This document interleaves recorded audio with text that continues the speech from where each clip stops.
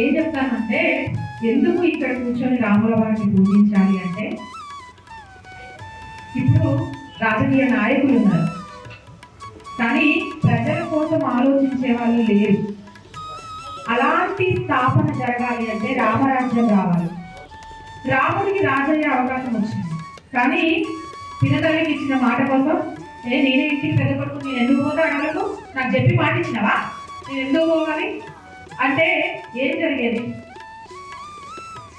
అన్ని రకాల అర్హతలున్నా తనకు తెలియకుండానే తన తండ్రి ఇచ్చిన మాటకు మారు సమాధానం చెప్పకుండా 14 ఏళ్ళు వనవాసం చేసిన గొప్ప రాజు, గొప్ప కొడుకు రాముడు.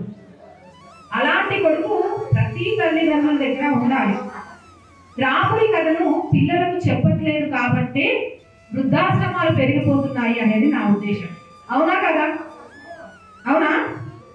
మనం చిన్నప్పుడు ఎన్ని అల్లరి చేస్తుంటాం, ఎంత చికాకు చేస్తుంటాం, కానీ ఏ రోజు మనల్ని అనాథాశ్రమంలో వదిలేయాలి అని తల్లిదండ్రులు అనుకోలేదు. కానీ మనం ఉద్యోగంలో బిజీ ఉన్నామనో, లేకపోతే పిల్లలతో చూసుకోవడం కుదరట్లేదనో, మంచం మీద ఉంటే సేవలు ఎవరు చేస్తారనో తీసుకెళ్ళి వృద్ధాశ్రమంలో ఇస్తున్నాం.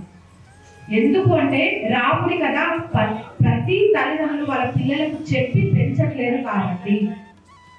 ఇక నుంచి ఖాళీగా ఉన్నప్పుడు యూట్యూబ్లు ఇచ్చేసి అందులో ఏమంటారు కార్టూన్ బొమ్మలు పెట్టేసి మీ పిల్లల దగ్గర వదిలేయకండి. రేపు మిమ్మల్ని కూడా బొమ్మల్లాగే చూస్తారు.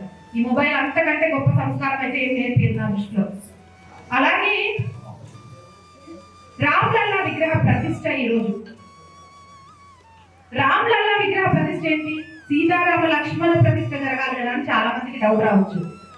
అయోధ్య అనేది రాముడి జన్మభూమి, అందరికీ తెలుసా? రాముడు అక్కడే పుట్టాడు. అక్కడ పుట్టిన రాముడికి మళ్ళీ అదే రూపంలో చిన్న పిల్లవాడిగా ప్రతిష్ట చేస్తున్నారు. అప్పుడు తండ్రి మాట కోసం వనవాసానికి వెళ్తే ఇప్పుడు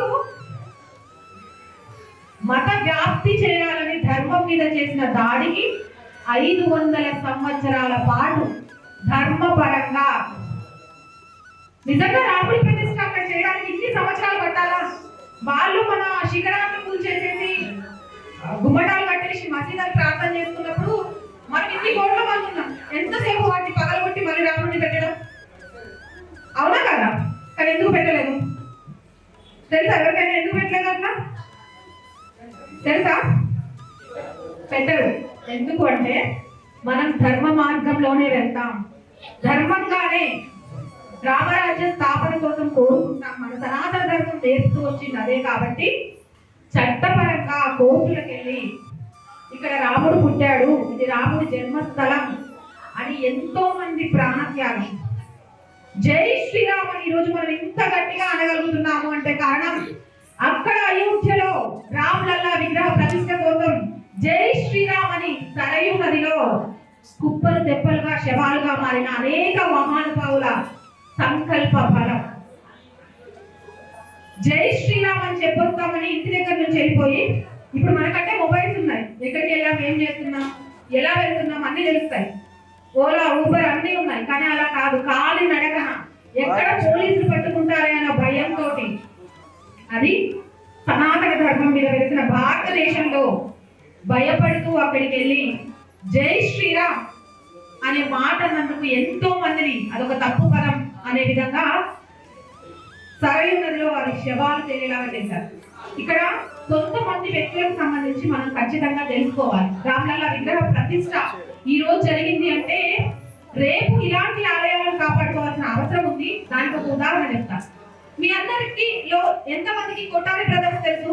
చేతులకండి. తెలుసా మీకు ఎవరైనా? రామ మందిరం కోసం ఇది రామ మందిరమే అని బాబర్ కట్టడం దగ్గర పోరాటం చేస్తుంటే ఏదో ఒకటి చేసి ప్రభుత్వం దగ్గర మెప్పు పొందడానికి పోలీసులు కాల్పులు జరుపుతారు తమ్ముడి మీద. తమ్ముడి ప్రాణాలు కాపడానికి అన్న అడ్డం వెళ్తే అన్న ప్రాణాలు కూడా తీసేస్తారు లక్షలాది జనం మధ్యలో.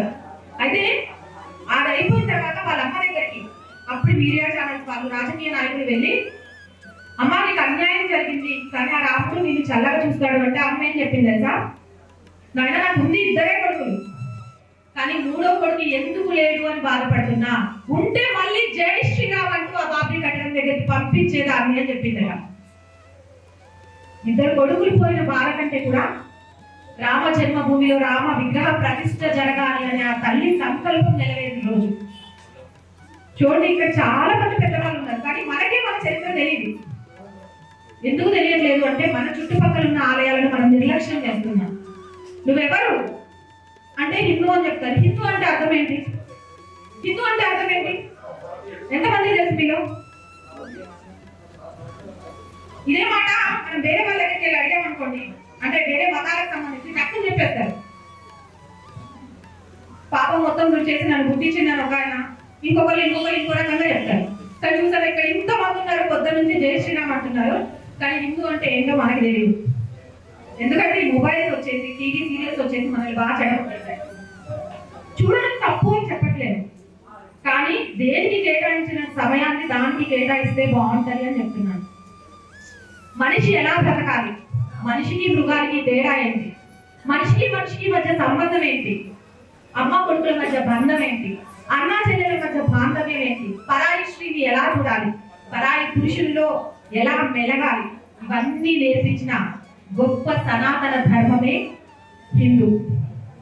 ఈరోజు ఆ సనాతన ధర్మం గురించి ఇలా మనం తెలుసుకోవట్లేదు కాబట్టే రోడ్డు మీద ఏ అమ్మాయి కనబడ్డా సరే మన ఇంట్లో మన అమ్మ చెల్లె గుర్తు రాకుండా ఇష్టం వచ్చినట్టు కామెంట్ చేస్తున్నాం. రోడ్డు మీద ఎవరైనా మనిషి పడిపోతే సెల్ ఫోన్ లో వీడియో తీసి దాన్ని ట్రెండింగ్ చేయాలని చూస్తున్నాం, కానీ పడిపోయిన వాళ్ళ అడ్రస్ ఏం చేయాలని అనుకోవట్లేదు.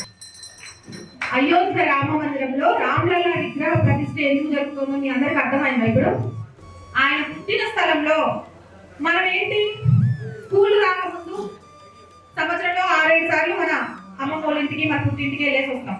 ఆడవాళ్ళకైతే ఎస్పెషల్ తెలుస్తారు పెళ్ళైనాక. అలా 500 సంవత్సరాల తరువాత ఈ రోజు ఆయన పుట్టిన స్థలంలో అంగరంగ వైభవంగా ప్రతిష్ఠించబడుతున్నాడు. ఇది ఏ ఒక్కరి గొప్పతనం కాదు, 140 కోట్ల జనాభా గొప్పతనం. ధర్మపరంగా పోరాడుతూ ధర్మ సాధనలో అడుగు ముందుకు వేస్తూ ప్రపంచంలో ఈరోజు చాలా దేశాలు సెలవిచ్చారు 3 గంటలు. ఎందుకో తెలుసా? రామలల్ల విగ్రహ ప్రతిష్టను టీవీలో చూడండి అని. రాముడి గురించి తెలుసుకోవాల్సిన అవసరం మనందరికీ ఉంది. రాముడి గురించే కాదు, మన భగవంతుల దశావతారాల గురించి తెలుసుకోవాల్సిన అవసరం చాలా ఉంది. అరే రాముడు అంటాడు, కృష్ణుడు అంటారు, విష్ణుమూర్తి అంటాడు, బ్రహ్మ అంటారు, ఇంతమంది దేవుళ్ళు ఉన్నారు, వీళ్ళకు ఏ దేవుడు కాపాడకబా అంటారు. అందరు దేవుళ్ళు ఒక్కటే, కానీ ఒక్కొక్క సమస్యను ఏ విధంగా పరిష్కరించుకోవాలి అని మార్గదర్శకంగా మనకు చూపించడానికి 1,000,000 దేవతలుగా అవతారం ఎత్తారు. దశావతారాల రూపంలో అధర్మాన్ని ఎలా జయించాలి అనేది చూపించారు. రాముడు ధర్మబద్ధంగా అయితే కృష్ణుడు మాయ చేసైనా సరే అహింసను అక్కడితో ఆపేయాలి, ధర్మాన్ని గెలిపించడానికి తోడుగా ఉండాలి అనే విషయాన్ని తెలియజేశారు. ఇవి మనకు తెలియకపోబట్టి మన పిల్లలు అడిగే ప్రశ్నలకు మనం సమాధానం చెప్పలేకపోతున్నాం. కాబట్టి ఈ విషయంలో పేరెంట్స్ బాధ్యత తీసుకోండి. దయచేసి చిన్నప్పటి నుంచే ఏడిస్తే మొబైల్ ఇచ్చేస్తే కాసేపు ఏడిపోతాడేమో, కానీ రేపు అదే మొబైల్ మీ పిల్లల జీవితాన్ని మాత్రం సర్వనాశనం చేస్తుందని గుర్తుపెట్టుకోండి. ఎప్పుడైనా మీరు ఒకసారి మొబైల్ పట్టుకొని ఒక గంట సేపు యూట్యూబ్ చూడండి, ఒక గంట సేపు గూగుల్లో ఏమంటారు పైకి చూస్తూ ఉండండి. మధ్యలో మీకే అర్థం కాని కొన్ని వీడియోలు వస్తాయి. అది మీకంటే కొంత జ్ఞానం ఉంటుంది, తెలివి ఉంటుంది కాబట్టి తెలుస్తుంది. దాని పిల్లలకి ఏం తెలుస్తుంది? ఓకే, ఇది కూడా ఇలాంటివి కూడా ఉంటాయేమో, నేర్చుకోవాలేమో అని పసితనం నుంచి బీజం పడడానికి మనకు తెలియకుండానే మనకు కారణం అవుతున్నాం. కాబట్టి ఈ రోజు నుంచి అయినా మీరందరూ ఆ ఒక్క సంకల్పం తీసుకోండి. దాంతో పాటు ఈ గుడి గురించి నేను చెప్తాను. దేశంలోనే నాలుగే ఆలయాలు ఉన్నాయి. ఏకశిల మీద ఇలా అయోధ్య ఆలయాలు ఎక్కడెక్కడ ఉన్నాయి తెలుసా? అయోధ్య, పూరి, గుజరాత్, 4వది మన శాస్త్రిపురంలో ఉంది. ఇంత గొప్ప ఆలయం. కానీ ఇప్పటిదాకా ఈ చుట్టుపక్కల అంటే మీకు కూడా తెలియదు. చూడండి, ఎక్కడ ఉన్న ప్రపంచం ఈ ఆలయం గురించి ఎలా తెలుసుకుంటుంది? ఇక్కడ శాస్త్రిపురం. కానీ మీరు గుడికి ఎంత దూరంలో ఉన్నారు? కారణం ఏంటి? ప్రతిరోజు మనం అన్నం తింటున్నాం కదా, ఆకలి వేస్తుంది కదా, కానీ ఆ భగవంతుడికి ఎందుకు ధూపదీప నైవేద్యాలు పెట్టలేకపోతున్నాం?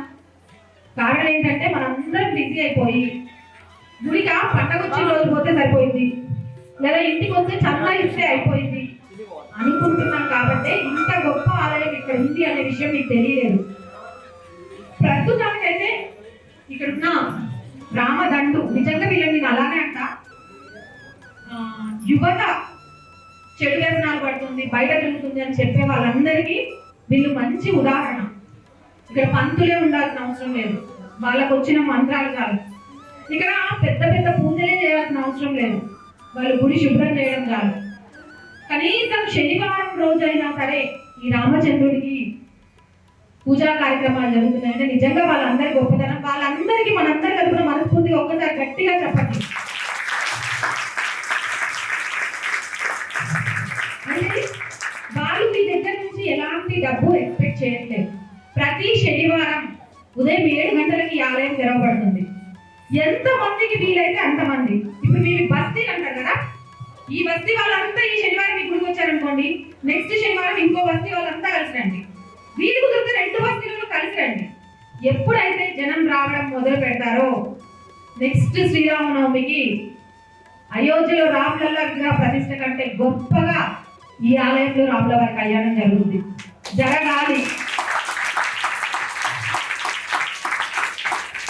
దేవుడికి పైసలు అవసరం లేదు. ఆ పైసలు ఎందుకు అంటే మనమే ఆ గుడిని డెవలప్ చేసుకోవడానికో, ఆ గుడి పేరుతో ఏదైనా మంచి కార్యక్రమాలు చేయడానికో వాడతామే తప్ప దేవుడు ఎప్పుడు పైసలు అడగడు. మీరు ఒక 11 రూపాయలు వేయకపోతేనో, మీరు ప్రసాదం తీసుకురాకపోతేనో, మీరు కొబ్బరికాయ కొట్టకపోతేనో మీ కోరికలు తీర్చడేమో అని భయపడకండి. మీరు 2 చేతులు జోడించి ఎదుటి వారికి అపాయం చేయకుండా నా బ్రతుకు నేను బ్రతుకుతున్న బ్రతుకులో ధైర్యం ఇచ్చి కష్టపడడానికి అవకాశం ఇవ్వండి అని కోరుకోండి. గాల్లో దీపం పెట్టేసి దేవుడా నువ్వే దిక్కని అది నెరవేరకపోయేసరికి దేవుడు అసలు కోరికలే తీర్చలేడని దేవుడి మీద నిందలేయడం మానేసి కష్టంతో కూడిన ఫలితాన్ని ఆశించండి, ఖచ్చితంగా వస్తుంది. అదైతే వాస్తవం. నేను నాకు తెలిసి 1 year నుంచి వస్తున్నాను ఈ టెంపుల్కి. కార్తీక్ పెట్టిన వీడియో సోషల్ మీడియాలో చూసుకొచ్చాను. ఆ రోజు నుంచి ఈ రోజు వరకు నాకు ఎప్పుడు కాలేజీలో ఇక్కడికి వస్తా. ఎందుకంటే దేశంలో ఉన్న 4వ గొప్ప ఆలయం మన శాస్త్రిపురంలో ఉంటే ఇక్కడ నుంచి ఇక్కడికి రావడానికి నాకు ఎందుకోళ్ళు పథకం. తిరుపతి పోతున్నాం, కాశీ పోవాలనుకుంటాం, రామేశ్వరం పోవాలనుకుంటాం. అంటే ఎక్కడో దూరం ఉన్న దేవుడిని చూస్తేనే మన కోరికలు తీరవు. మన చుట్టూ కూడా ఇలాంటి భగవంతులు ఉన్నారు. మన ఏరియాలో ఉన్న ఆలయాన్ని డెవలప్ చేసుకోకుండా, ఆలయం యొక్క గొప్పదనం చేసుకోకుండా, ఆ దేవుడికి దండం పెట్టకుండా మీరు తిరుపతి పోయినా కాశీ పోయినా మీకు ఎలాంటి ఫలితం రాదు. సో మీ అందరూ మాటిస్తారా? ఖచ్చితంగా నెక్స్ట్ వీక్ నుంచి ప్రతి శనివారం వీలైనంత మంది ఈ ఆలయానికి వచ్చి మీకు తోచినట్టు, ఎందుకంటే పాపం వాళ్ళే క్లీన్ చేసుకుంటారు, వాళ్ళే హారతనిస్తారు. ఎంతసేపు ఇది మన ఇల్లు అనుకుంటే వాళ్ళకి సహాయపడచ్చు. త్వరితగతిన ఈ ఆలయాన్ని మనం అంగరంగ వైభవంగా తీర్చిదిద్దుకోవచ్చు. దానికి మీ అందరి సహకారం కావాలి. అందిస్తారా? అందిస్తా అంటే గట్టిగా జై శ్రీరామ్, జై శ్రీరామ్, జై శ్రీరామ్. Thank you. ఇక్కడ విగ్రహం పెట్టి చూసారు కదా, మొత్తం ప్రపంచంలో మీరు రాముడు లక్ష్మణుడు సీత హనుమంతుడు మాత్రమే ఉంటారు. ఆయన ఇక్కడ అట్లా కాదు. రాముడు సీత లక్ష్మణుడు భరతుడు శత్రుఘ్నుడు ఆంజనేయ స్వామి విభీషణుడు అంగదుడు నారదుడు గరుత్మంతుడు శ్రీ మహావిష్ణు లక్ష్మీమాత అందరూ ఉన్నారు. ఇక్కడ ఉన్నారా లేదా? అందరూ. ఎవరు లేరు? మనం లేరు ఇక్కడ. అవునా కదా? మనం లేము. ఈ టెంపుల్ ఫ్యూచర్లో ఇప్పుడు నైట్ ఇక్కడ 3 గంటల వరకు 3-4 గంటల వరకు పనిచేసినాం అందరం. కొందరైతే పడుకోలేరు మనోళ్ళు. నాకు అక్క చెప్పినట్టు ఒక పంతులకి ఇక్కడికి తీసుకొద్దామంటే 2 ప్రాబ్లమ్స్ ఉన్నాయి. ఎన్ని ప్రాబ్లమ్స్? 2 ప్రాబ్లమ్స్. ఎన్ని? ఏంటన్నా అంటే, ఒకటి మన దగ్గర పైసలు ఎక్కువ లేవు. మన దగ్గర పైసలు లేవు. ఎవరన్నా పైసలు అడిగినామా మేము ఇక్కడ? అడగలేదు. రెండో విషయం ఏంటంటే, పైసలు మేము ఆల్రెడీ కొన్ని ఇక్కడ చేసుకుంటున్నాము అందరం. మీరు సాగర్బస్తో ఏదో పెట్టుకొని కొన్ని అమౌంట్ మేము ఇస్తామని చెప్పి పంతులకి చెప్తే పంతులు కూడా రావడానికి భయపడుతున్నారు. పంతులు ఏం చేస్తున్నారు? భయపడుతున్నారు. కానీ ఒకటి అప్రిషియేట్ చేయాల్సిన విషయం ఏంటంటే, లోకల్గా ఉన్న పోలీస్ వ్యవస్థ వాళ్ళు మనకి చాలా సపోర్ట్ చేస్తున్నారు. నిజంగా వాళ్ళకి మనం సపోర్ట్ కొట్టాలి. మార్నింగ్ నుంచి కూడా ఇక్కడ చూస్తున్నాం మనం చాలా సపోర్ట్ చేస్తున్నారు. ఈవెన్ సైబరాబాద్లో మొత్తం సైబరాబాద్లో మన టెంపుల్ చాలా సెన్సిటివ్ ఈ ప్లేస్లో ఉంది కాబట్టి dog squad morning bomb squad వాళ్ళు కూడా వచ్చి ఒక బ్యాగ్ అక్కడ పెడితేనే వాళ్ళందరూ వచ్చి అక్కడ చెక్ చేసారు. సో అంతా వాళ్ళు టేక్ కేర్ చేస్తున్నారు కాబట్టి వాళ్ళకి నిజంగా టెంపుల్ నుంచి వాళ్ళకి మనం అందరం ఎప్పుడు కూడా థ్యాంక్ఫుల్ ఉండాలి. ఇప్పుడు రాముడు లక్ష్మణుడు సీత వస్తున్నారు.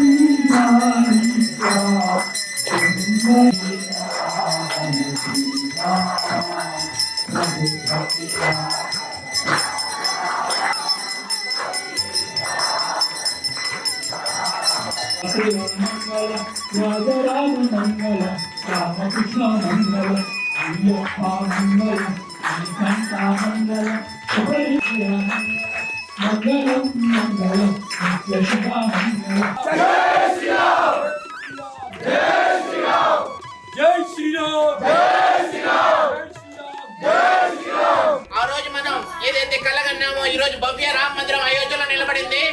ఈ రోజు మనం ఇక్కడ కూర్చొని మన మందిరాన్ని కూడా ఒక భవ్యంగా తయారు చేయాలనే సంకల్పంతో ఈ అందరి యువత కూడా నడుచుకుంటున్నాయి.